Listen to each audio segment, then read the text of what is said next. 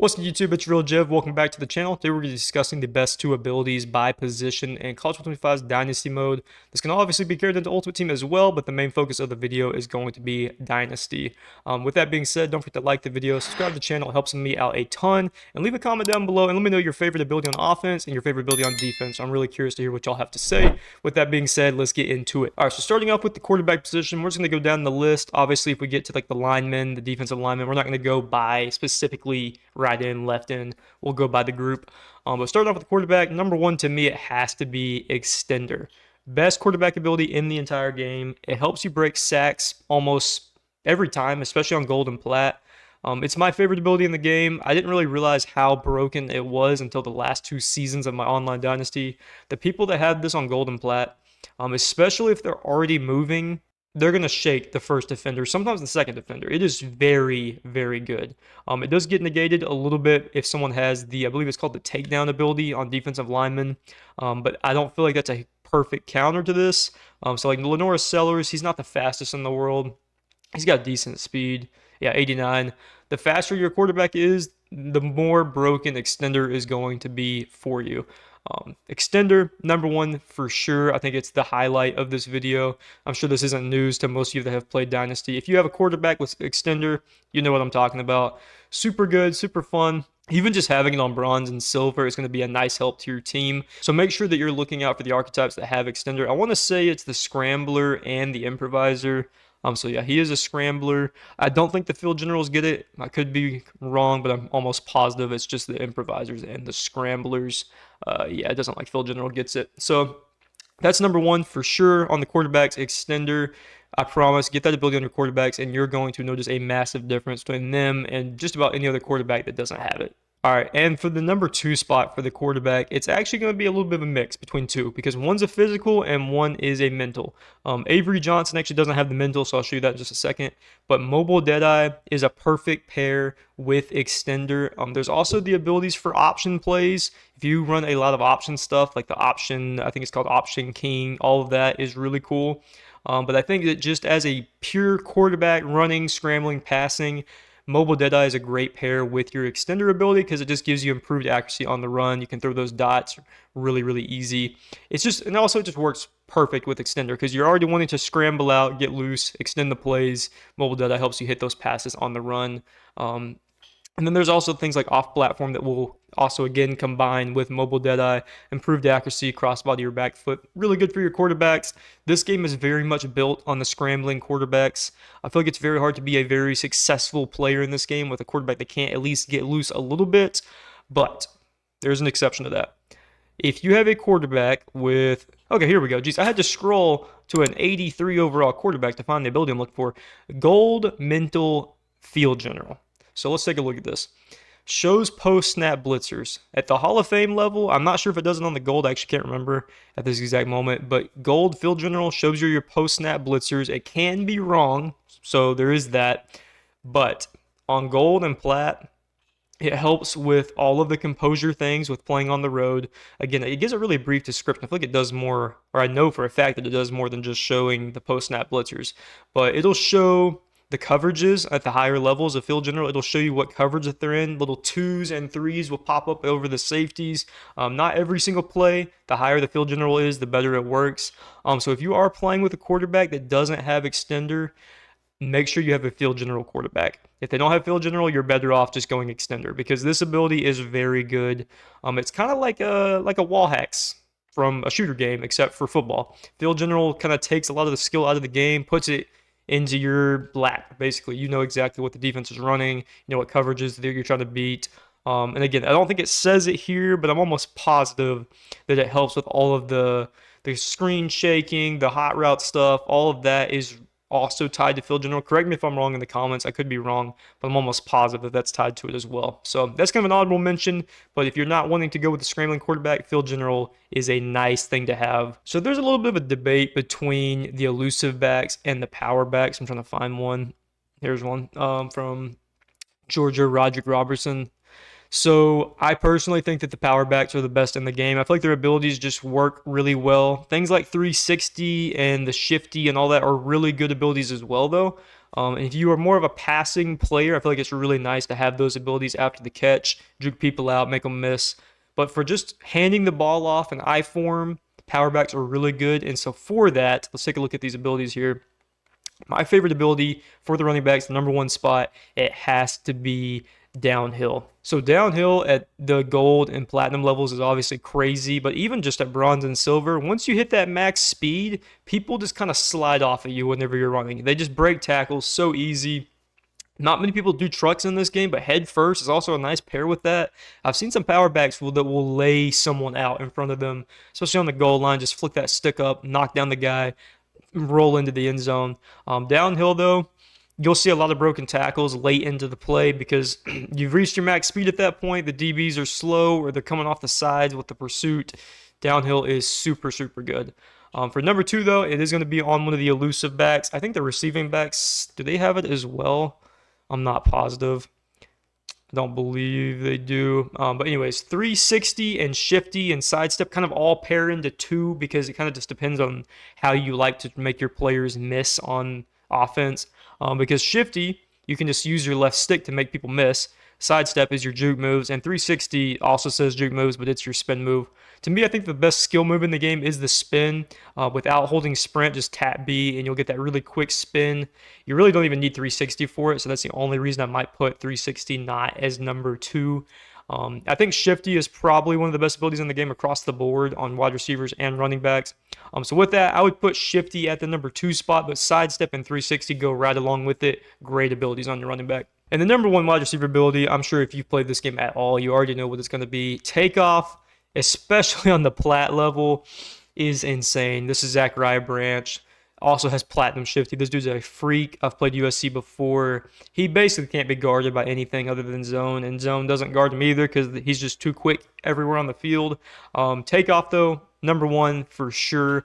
And since it's right here on the screen, number two is also going to be shifty again on wide receivers. I feel like a close third could be, if I can find it. I'm not going to technically include shifty because I feel like it's one of the best abilities on every single offensive player. So we'll say number two is technically cutter.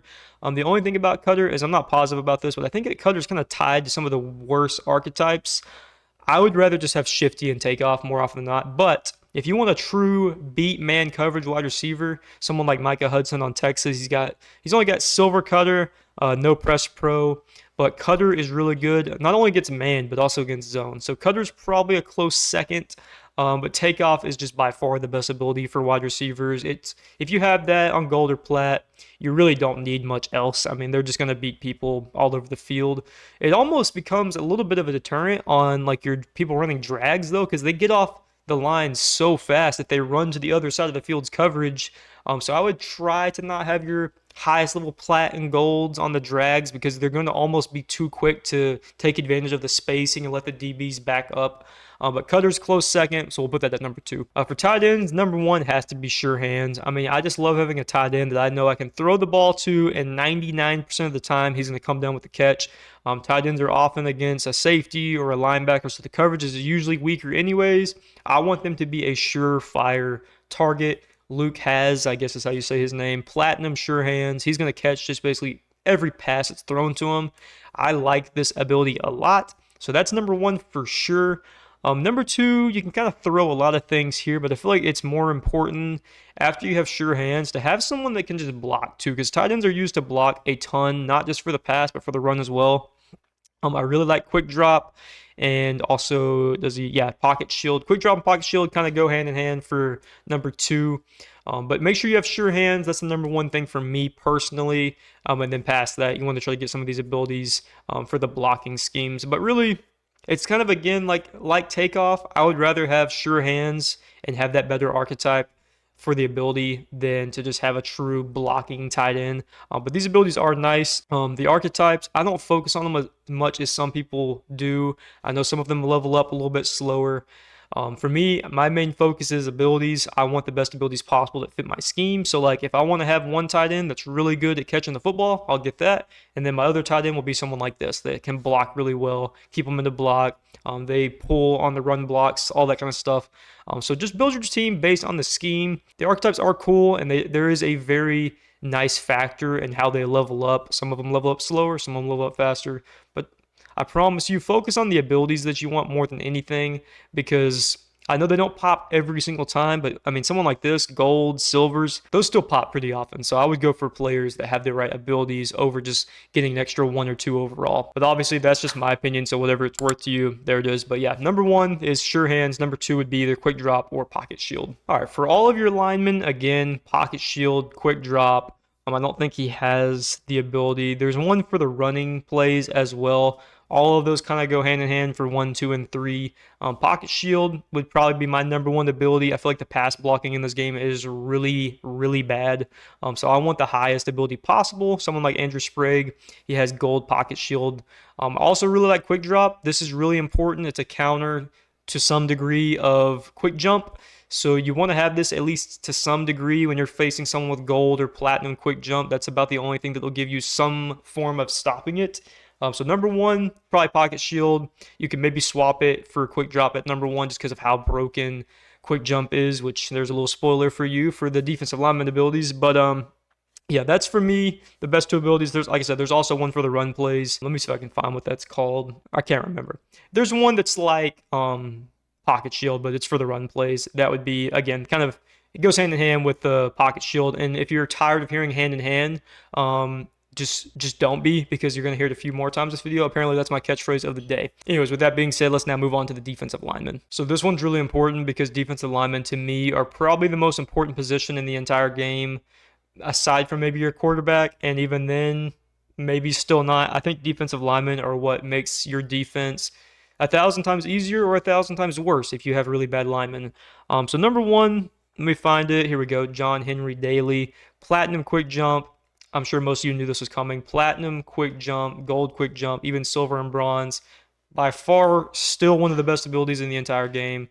I have 2 defensive linemen on my team with platinum quick jumps on both sides. They come flying off the edges. They get a ton of sacks.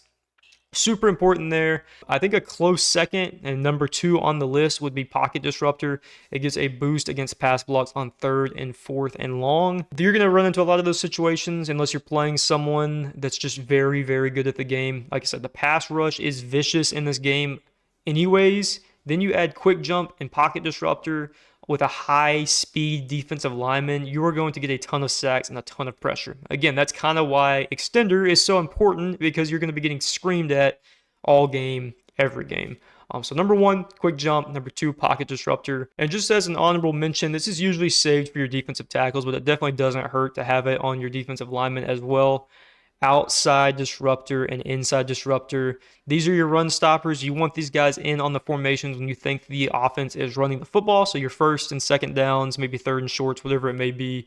Inside, outside disruptor, and even option disruptor for people that like to run the option plays. These are all just crushed into one. These are super good though. You want these on your defensive linemen. It's, like I said, especially on the running downs. When you get to 3rd and long, 2nd and long, it's kind of hard to do without formation subs, but put in your pass rushing guys, your quick jumps, your outside disruptors. You don't want these guys on the field in passing downs, but in running formations, put these guys on the field. They're going to make your run defense 1,000 times better. For defensive tackles, we don't need to spend too long on this. Inside disruptor is probably the most important thing on your defensive tackle. Outside disruptor is a little bit more important on your ends, the guys that are going to try to contain the stretch plays. But having both on the defensive tackle, there's no downside to it. So number 1, inside disruptor. Number 2, outside disruptor. Grit breaker, here's the thing. It says a boost to lateral sheds on a run. I think I'm dumb. I don't really know what that means. I've seen that ability pop up here and there, and I think it's decent, but I'm just too dumb to know really what that means. Like, I think it means on the outside runs, like trying to laterally shed to go to the right or the left, but I don't know for sure. So we'll put that as honorable mention, because if I was a smarter person, I would probably know exactly what that means. And I have seen it pop up a handful of times, but I would just much rather for sure have inside and outside disruptor. So for linebackers, it really just comes down to what you want out of your players. If you want a pass rushing linebacker, you need things like quick jump, the disruptors, duress is decent, putting that extra pressure on the quarterback.